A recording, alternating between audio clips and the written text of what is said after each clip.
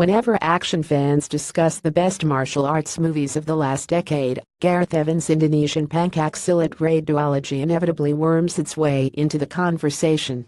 There's a reason for this. The raid movies are very good, showcasing bona fide fighting studs in Iko Uwais and Yayan Ruhian, and some truly bone-shattering choreography that makes sure the audience braces for each impact. Undoubtedly a riot with an audience, there's also a grueling element to both pictures, in that part of their spectacle is how much punishment they inflict on the performers.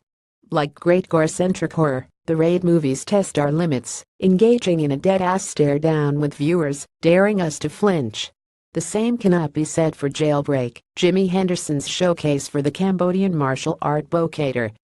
While the movie is just as relentless as the raid, impiling on one set piece after another inside of a close-quarters locale, this time it's a prison instead of a tenement building. There's less of a focus on arms breaking and blood showering the environment, as Henderson seems more keen to keep whip panning to other fighters during his showy one-take fight platforms.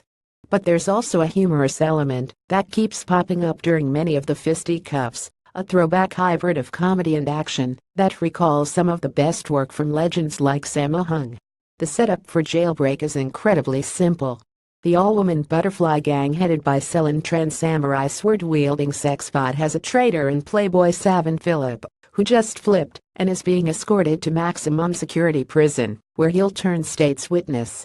This obviously is a problem for the controlling female cartel in Cambodia, and they dispatch numerous hidden assassins, maids, cafeteria workers, escorts to try and take him down before the cops can even load him up in the transpo wagon. If they succeeded, there wouldn't be a movie, and the police team assembled to escort him, comprised of choreographers Dara R. Jean-Paul Lionthair of Little Frog Sam, soon find themselves caught inside a staged riot, instigated by the butterflies, to cover up Playboy's murder. Naturally, mayhem ensues. It takes a moment for Jailbreak to start rolling, but once it does, our stars ensure that their skills are on full display. Vocator is a fighting style comprised of knees and elbows, less elaborate flips, tumbles or takedowns. That's not to say there aren't plenty of kicks and elaborate stunt work, but there's more of a throw-your-hands thrill to the set pieces. It's easy to see why Lai has earned credits on big-budget genre productions like Doctor Strange and Lucy, as he tosses himself into the fray with boyish abandon. Though DP Godefroy Ricard is the release at times, whipping his camera around while still remembering to stay far, wide and steady, capturing each blow and fluidly moving with the combatants. There's some inventive visual and character gags tossed into the mix for good measure. During an early melee, the camera suddenly becomes one of the prisoners, allowing us to flail and paw at the embattled cops as they wail away on our fellow miscreants.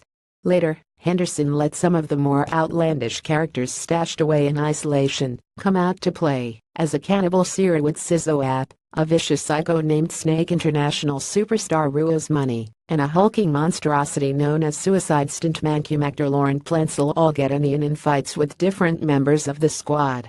Henderson doesn't shoot for an edit either, as there are minimal cuts, and he allows his choreographers to really work within the frame. That's the reason why you show up for these types of movies, to be wowed and walk away wondering how they were able to get all that movement crammed into a single shot. In the end, what's still most impressive about Jailbreak is its sense of playfulness. This isn't some grim affair, but rather a movie that stops dead in its tracks to give you a knowingly goofy slow-mo shot of three black-clad female assassins entering a prison carrying samurai swords.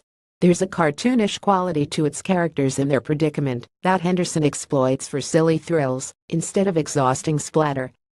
Once you toss him Playboy's late in the game efforts to wiggle his way out of the butterfly's grasp, coming off like a Cambodian Harry Dean Stanton, it's impossible not to get caught up in the eccentric energy of Henderson's good-natured endeavor.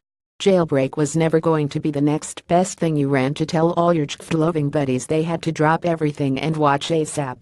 But it does possess a charming commitment to delivering cheap joys, sporting a smile on its face the whole time.